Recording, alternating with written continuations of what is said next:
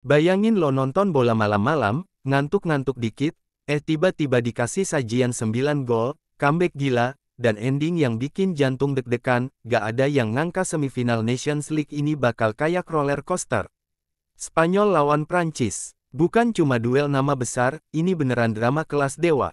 Gue gak lebay, tapi Meparena tadi malam beneran kayak teater drama, bro.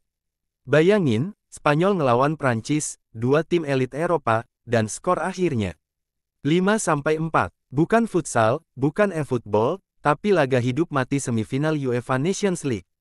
Total 9 gol tercipta, dan semuanya punya cerita. Kalau lo tinggalin TV pas skor masih 4-1, percaya deh, lo pasti nyesel seumur hidup. Lolos ke final, La Roja sukses amankan tiket final, dan sekarang mereka tinggal selangkah lagi buat bikin sejarah, jadi tim pertama yang bisa back-to-back juara Nations League. Gokil gak tuh? Sementara Prancis, yang nyaris bikin epic comeback, harus legowo turun kasta ke perebutan tempat ketiga lawan Jerman. Final impian, hampir kejadian. Tapi yang lolos justru tim yang mentalnya baja. Babak pertama dimulai. Dari peluit pertama, Spanyol langsung nunjukin taring. Mereka ngegas kayak lagi dikejar deadline tugas kuliah. Tapi jangan salah, Prancis juga gak tinggal diam. Theo Hernandez nembak lagi, sampai Mister Gawang pun diajak kerjasama.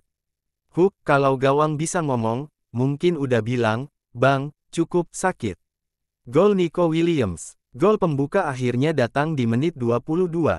Nico Williams nerima umpan dari Oyarzabal yang pinter banget nahan Konate. Dan lo tahu sendiri, kalau udah dapet celah, Nico kayak sniper, langsung, dor.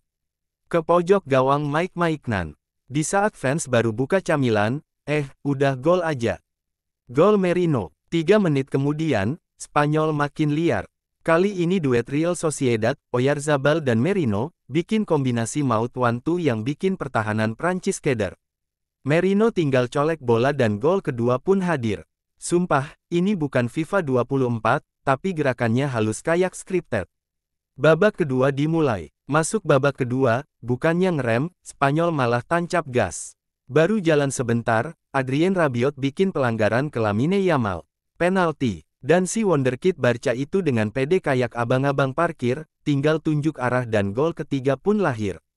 Umur masih belasan, tapi nyali udah kayak gladiator.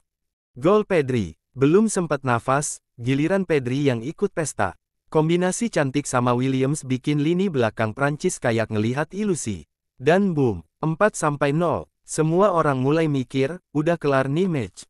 Tapi ternyata, itu baru pembuka dari partai horor. Ingat pepatah, jangan pernah matikan TV sebelum menit 90. Comeback Prancis dimulai.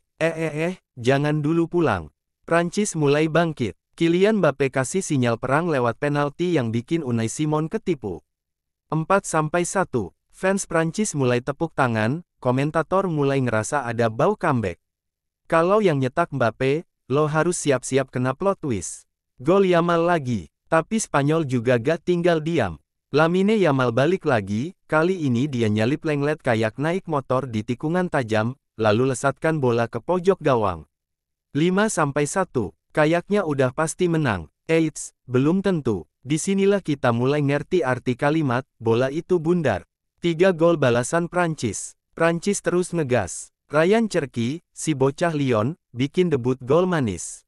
Lalu Dani Vivian apes banget bikin gol bunuh diri. Terakhir, Kolomwani sundul bola ke gawang dan 5-4. Semua penonton megang kepala. Spanyol panik, Prancis panas. Ini udah kayak film thriller. Dari 5-1 ke 5-4. Ini bukan pertandingan, ini stres berjamaah. Menit-menit akhir, jangan tanya. Semua orang berdiri, pelatih teriak-teriak, dan kita semua lupa cara nafas. Tapi akhirnya, Spanyol bisa bertahan. Peluit panjang bunyi, dan La Roja lolos ke final. Gila sih, ini match bakal masuk buku sejarah. Malam itu bukan soal siapa menang, tapi siapa yang kuat jantungnya. Jadi buat lo yang kelewat pertandingan ini, ya cuma bisa bilang, sayang banget, bro. Tapi tenang, final udah di depan mata. Spanyol vs Portugal, dan Prancis. Masih ada laga perebutan tempat ketiga lawan Jerman. Siap-siap aja, UEFA Nations League tahun ini beneran bawa vibes turnamen kelas dunia. Kalau semifinalnya segila ini, bisa bayangin finalnya bakal kayak apa.